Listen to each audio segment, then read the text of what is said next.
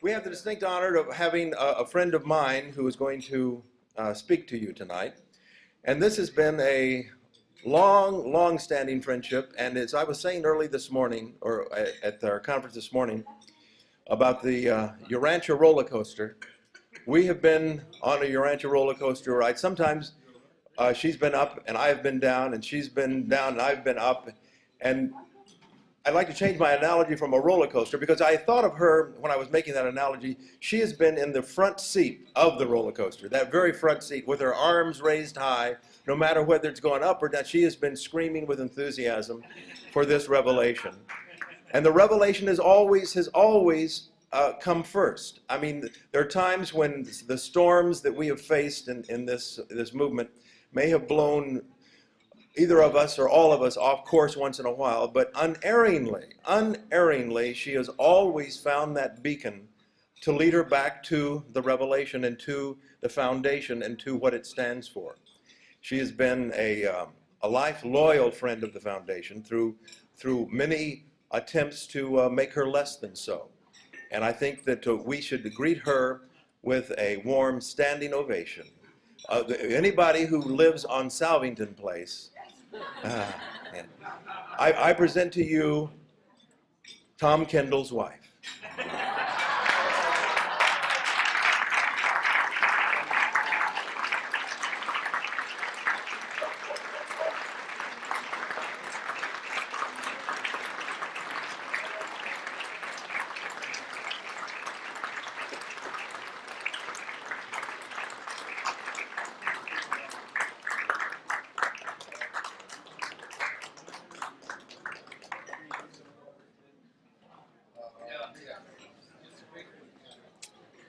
Hoyt, Hoyt, Hoyt.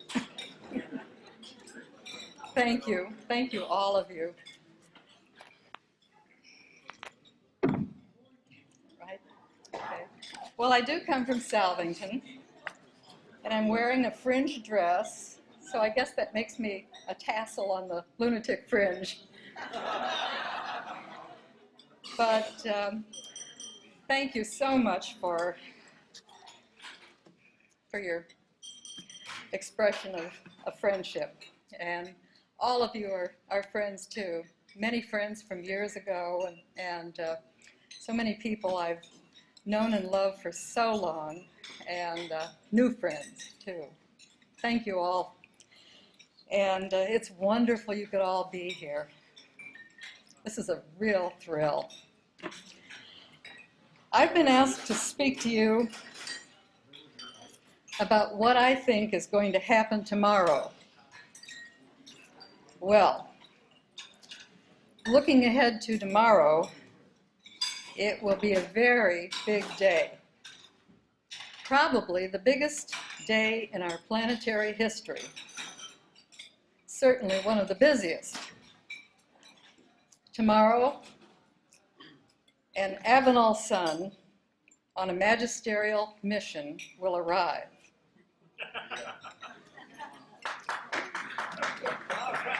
We don't have the extra room ready yet.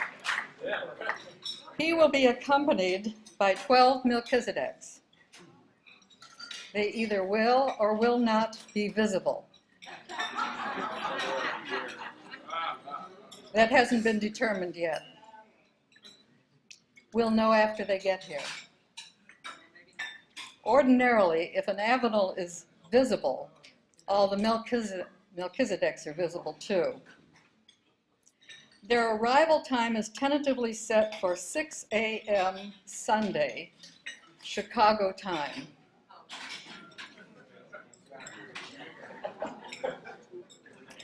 At 8 a.m., all of the archangels stationed on Urantia, plus a few others brought here from Salvington for the occasion, will take their assigned positions. At 10 a.m., the roll call will begin. The Paradise Avenal sun will terminate the dispensation of the post-bestowal sun age. All of the sleeping souls who died since the time of Jesus, who had not previously survived, will be resurrected and repersonalized on the mansion worlds. the inauguration of the new era of planetary progression will begin. At noon, promptly, we will be pleased to receive another visitor, quietly. A familiar being will grace our presence. He will speak to us of the love of our Heavenly Father and friendship with Himself. He will spur us on to greater adventures of courage in shepherding hungry souls into the kingdom. After we visit with Him for a while, He will leave as quietly as He came. On Monday, the first of the Trinity teacher sons will begin setting up their schoolrooms. Out of consideration for our preoccupation with the previous day's events, they merely hovered in the background, savoring our reactions. And so on Tuesday, we will begin the teacher son age, the first step toward the eventual inauguration of the age of light and life on our world. A fantasy? Yes, but only in the sense of timing. The world will not come to an end. The planet will not be consumed in fire, nuclear or otherwise. Satan and Lucifer will not claim our errant population. Caligastia will not control our minds and souls. There is a much better plan in store for us. 4,000 years ago, Macaventa Melchizedek came to Urantia. His mission was to prepare the way for the bestowal of the Creator Son of our universe of Nebudan, Christ Michael, Jesus of Nazareth. Macaventa reintroduced the concept of the one God to the people of his day. Many new religions evolved, including Hinduism, Buddhism, Zoroastrianism, Confucianism, Taoism, and Judaism. Michael arrived on our world in 7 BC. His primary mission was to achieve the sovereignty of his universe through experiential knowledge. Our world was the 7th and final bestowal in which he put on the cloak of one of his universe creatures.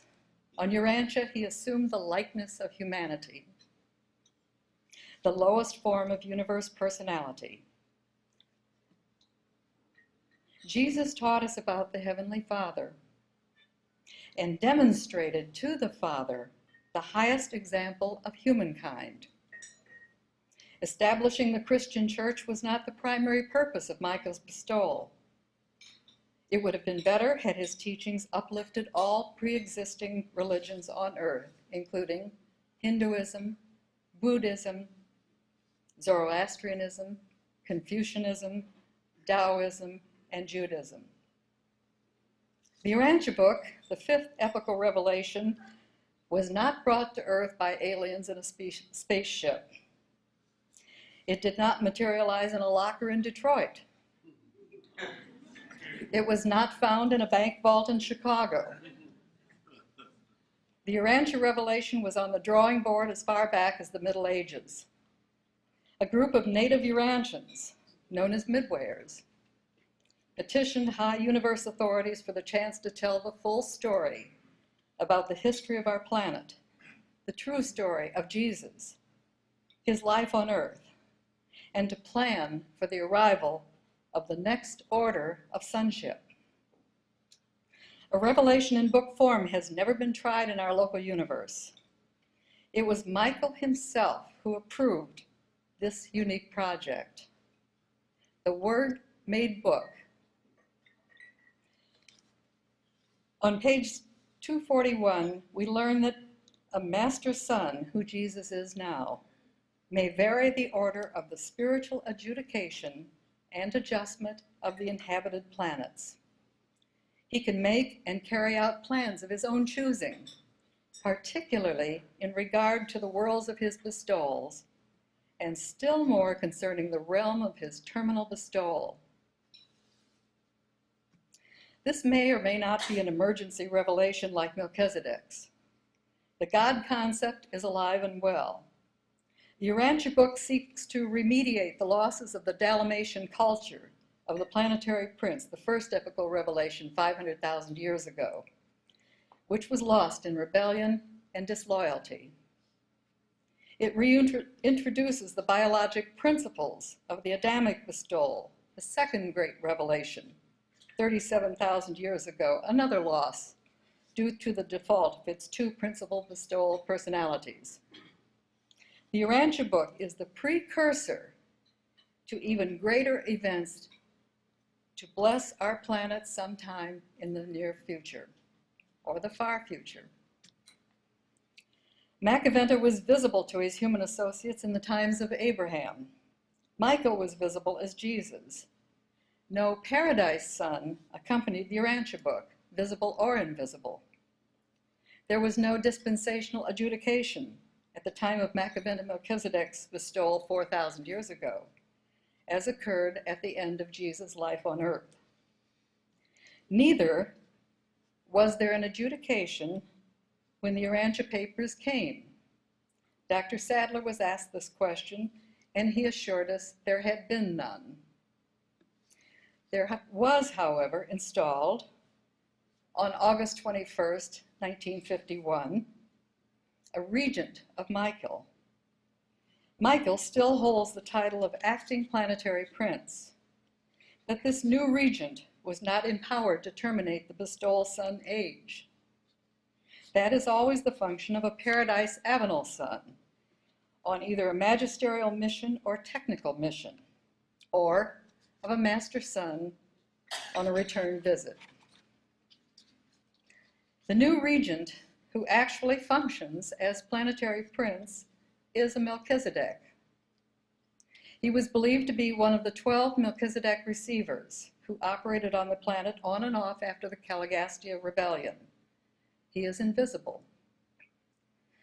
The first thing the new regent did was to reorganize the superhuman government of our world by setting up the Supreme Court of Urantia. It consists of the leaders of the various superhuman groups stationed on the planet. And remember, there are far more unseen beings on our world than there are of us humans. At least that was true when Marion Rowley counted them all about 30 years ago. The Supreme Court is not a judicial body, so much as an advisory group. So what we read in paper 114, Seraphic Planetary Government, has been partially superseded. The second thing the new regent did was to work intensively behind the scenes to avert World War III. The Korean conflict was the turning point. Communism began to lose its force after that. The third administrative announcement was that the overall welfare and direction of the Urantia Book had been placed in the hands of the Seraphim of Progress for the next 500 years. However, for the first 100 years, the immediate fostering of the revelation was entrusted to the Seraphim of the churches. And by the way, he said, this supervision had already gone into effect in 1935. This was interpreted to mean that our purpose is not to initiate an religious institutional revolution, but instead to go forth and begin a spiritual revolution. The fourth task the new regent assumed a year later was the management of the Urantia revelation. I, and I alone, will tell you when to publish the Urantia Book, he declared. He spelled out how the revelation was to be managed, from the higher seraphim to the lower midwayers, on his side of the backdrop of the stage. Urantia Foundation and Urantia Brotherhood would assume the human roles in the dissemination process, the Foundation to publish the book, and the Brotherhood to manage the democratic membership outreach organization. I like to think of the revelators and planetary overseers as operating backstage in a great theater. There are directors and managers who may be silent now, but their voices were not always so silent in the past. There are stagehands and sound and light technicians. There was even a best boy who did the heavy lifting. He carried all the library book sources for the script writers to research. And after the script was drafted, the playwrights spent 20 years fine-tuning the lines and making sure the human actors rehearsed, learned their cues, and trained their understudies. There is a high purpose for this drama. It's right in the script itself. A lot of us have not always gotten it. When Jesus was here, he promised an enhanced demonstration of righteousness, an enlarged revelation of truth will be sent by the Father. This demonstrator of righteousness will either be an Avenal son or the Trinity teacher's sons, or three at once, an Avenal, the teacher's sons, and Michael himself on a return visit. The vanguard of the teacher's sons are already here, surveying the property, preparing for our further upliftment. We are promised in the book that these visitations will occur. There is no doubt about them. But while I doubt that any of us will be alive to witness them, we do have work to do in future years preparing for this coming extravaganza. In the meantime, about 35 years remain of the domain of the church angels. Time to ponder the wisdom of the men and women whose concepts infuse the revelation. Thousands of religionists and philosophers were drawn upon to enhance our comprehension of core truths. Matthew Block has uncovered the sources of many papers in the book. I don't always agree with Matthew that you can't understand the book unless you read the sources.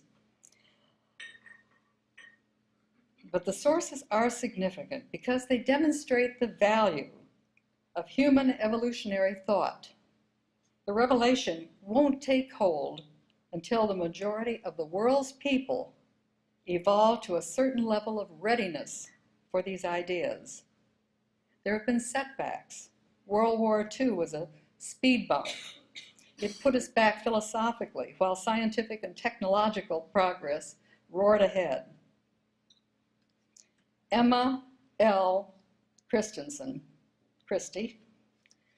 shared a fascinating piece of information in her address to the Second Triennial Delegate Assembly in 1967. Said Christie, "I have heretofore reminded you that the celestial supervisors of Urantia are mobilizing small groups of spirit-led men and women throughout the world among all nations. And these truth battalions, these select men, are concerned today with scores of vital enterprises which have to do with the rehabilitation of the world following the ending of the present distressing conflicts." This was received originally in the midst of the Korean War and communist insurgents. And continuing, and of all of the emergency corps of mortal select men on Urantia, none is charged with a more solemn obligation than our group. We have been called to do a great work of taking the first step in offering to mortal man a new light, a new revelation of the love of God. The easy jog-trot religion of former days no longer suffices to meet the challenges of today. Following Jesus' way of life calls for an act of complete commitment, a dedicated intention, a resolute purpose, a trumpet call to the life that will not compromise. You've heard a lot this weekend about 90% of the brotherhood attaining unity of purpose. Here's the whole statement. The revelators earlier communicated to the forum that, quote, "You should be gratified and even feel honored to be a part of the pioneer working group of the Urantia Book, which represents a serious attempt on the part of your planetary overcontrollers to sometime bring about a better unification of those Urantians who profess belief in the life and teachings of Jesus. Today, as never before, the disunity and sectarian animosity of Christian believers throughout the world is yielding its sordid harvest, in that this absence of solidarity is a chief factor in the impotency of the Christian religion as a consolidating and driving influence among the non-communist peoples. They further advised that we probably can't expect widespread acceptance of the Urantia revelation until 90% of the brotherhood attains unity of purpose, just as there will not be peace on earth until 90% of the nations want peace." The Urantia Book points in shame at the follies of past revelators and their disciples.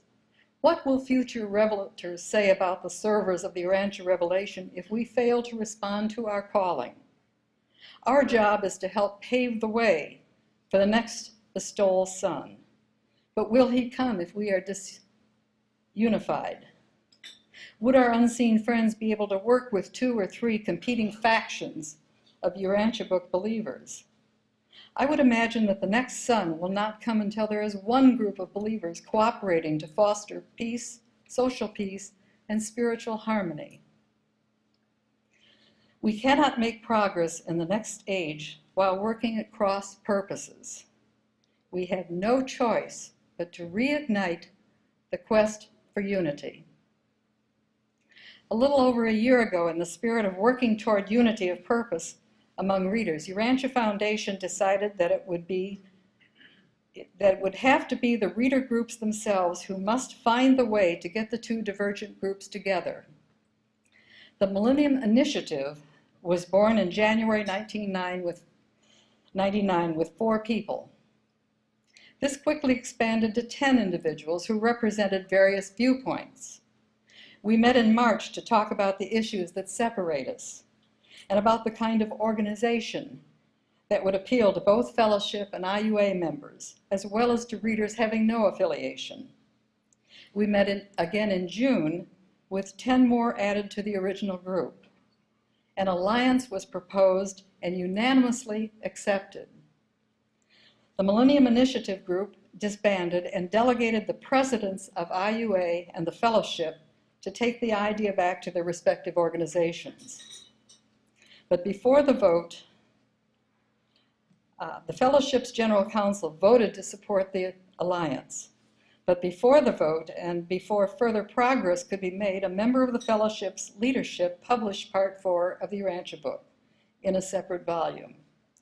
IUA was disappointed in the fellowship's reaction to this infringement of copyright, and further progress has stalled.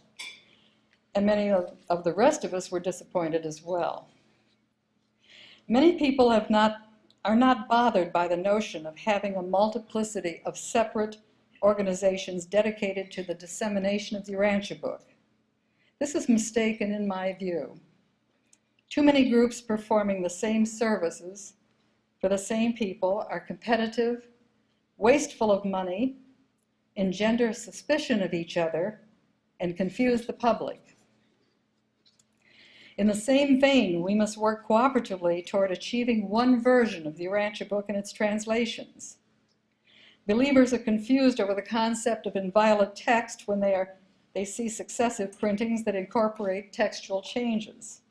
We must not confound their confusion by putting out new printings of less than high quality or with new mistakes. The last series of changes that were approved by the revelators were in the version published prior to the death of the last contact commissioner. One of the ideas behind maintaining the marks so diligently was that they could be used to identify the genuine Urantia book after the copyright expires? If there are multiple versions, which is the genuine article? If the Urantia revelation is to stimulate creative speculation of humankind for the next 1,000 years, as the book says on page 330, it must be whole and unencumbered.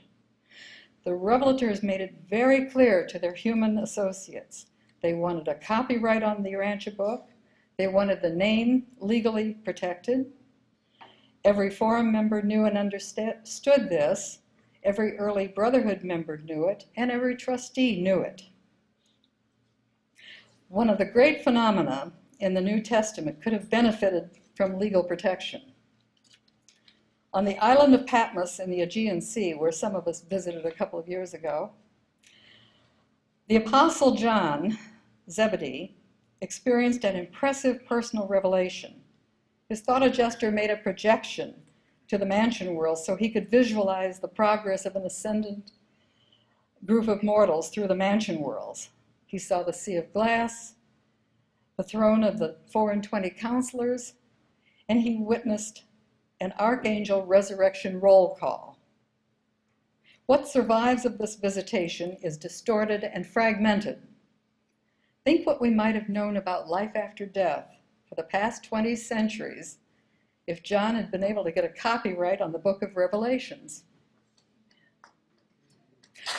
One of the things we will have to think about is the kind of organization that will serve us best when, not if, but when, the two member groups unify. Sooner or later, the Fellowship and IUA will have to find a way to integrate their functions after the outcome of the current legal issues. The Planetary Regent assured us that after we had worked with our organization for a while, we will have the experience to amend it. Although he approved the Brotherhood Constitution, it isn't sacred. Organizations sometimes become ends in themselves. IUA is evolving its structure as needs and options present themselves. A merger could be negotiated, but such entities seldom work. The Millennium Committee actually considered building a new organization from the ground up, incorporating workable features of both groups. What we Americans forget is that there are major differences between American-designed organizations and what is appropriate for international readers. When Tom and I used to visit groups in Finland, Holland, and France, readers told us, "Your brotherhood is not the kind of organization we like. It isn't useful." And many of them didn't like the name Brotherhood. Now, I happen to like the original plan for the Urantia organizations. They made sense. Both Urantia Foundation and Urantia Brotherhood were charged with disseminating the book and its teachings. One group was to be small, autocratic, in a good sense of the word, self-perpetuating, and had just a few important functions: publish the book, translate the book, and protect the book. There were no provisions in its trust document or bylaws as to how to disseminate the book and its teachings. There was no structure and no provisions for membership. The other organization, the more numerous group, was to be democratic and function as the outreach agency. They coordinated all the work of reading, writing, teaching, meeting, and partying. These were spelled out in the Constitution. Although the trustees started the Brotherhood, this was not a parent-child relationship. It was complemental and cooperative. Everybody understood the reasons for having separate organizations with their division of labor. One group would have to be responsive to the will of the majority, political. The other needed to be free of political pressures. Between 1955 and 1974, neither side encroached upon the other's prerogatives. The main problem is not whether two existing membership groups can combine, but rather any new entity will have to adjust how it works in a lateral, equivalent relationship with the foundation. The revelators told us not to proclaim the Urantia Book, not to rush to proclaim the Urantia Book. The world wasn't ready in 1955 to begin its search for righteousness. The book was planned to take hold after the chaotic world situation had passed. They counseled, in the meantime, be patient, build gradually, train teachers, prepare leaders, translate the book, and establish thousands of study groups. They did not say, organize thousands of Urantia societies. They did not say, establish an elite hierarchy of leaders who knows what's best for the rank and file. They certainly did not say, create a new church, one that separates you from other religionists and erects hurdles for new believers to jump over. It was suggested we study Jesus' organization, its simplicity. The Urantia Book promises that sooner or later, another and greater John the Baptist will arise, proclaiming the kingdom of God is at hand. And the contact commissioners were assured that someday a great religious teacher will arise to espouse the teachings of the Urantia Book. Leadership must continue to be diffused, not concentrated in one person. An inspirational, dynamic teacher can turn lives upside down. He or she can bring many people to the Father. I'd like to finish up with 3 items about priorities. I came across a letter Dr. Sadler wrote to Jacques Weiss, the first translator of the book into French. Weiss dabbled in a lot of arcane interests and wanted to know what the doctor thought about flying saucers and psychic phenomena. Doctor responded, one of the first communications we had from our Midwayer friends at the time of the organization of the Urantia Foundation warned us that efforts would be made to divert our attention and get us occupied with irrelevant movements, cults, phenomena, and so forth. The Midwayer's instructions to us was, pay no attention, stay on the main line of the Urantia revelation, and avoid all of those sidetracks. When patients in his psychiatric practice complained of what we now call stress, Dr. Sadler had a basic formula he used to suggest how they might reorder their lives. The Midwayers had provided him with a helpful list of priorities. 1, your job, how you make a living. 2, your health. 3, your family. 4, all of this, the Urantia papers and associated activities. 5, the trifles of living. We need to think about what percentage of Urantia activities might actually fall into the trifles of living category, and what percentage really matter in the course of human spiritual advancement tomorrow.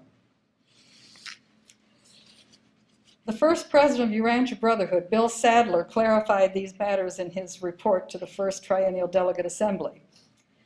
The Urantia Book is not an end in itself. The Brotherhood is not a true end. They are means to an end. The only true end is the Universal Father. Dedication to dissemination, the propagation of the Urantia Book, is, according to Bill, a secondary loyalty. Our primary spiritual loyalty and dedication is to the Universal Father and to Him alone. A sectarian Urantian is one who allows the importance of the Urantia Book to take precedence over the importance of God. The Brotherhood and the Foundation were designed to disseminate the book. The book is designed to bring God and man closer together. He summed up by saying, if we can clearly separate means and ends, if we can always subordinate means to the true end, Then we shall continue for a very long time as a real brotherhood, and we shall avoid becoming merely another church or another sect in the world that needs neither a new church nor a new sect. Thank you very much.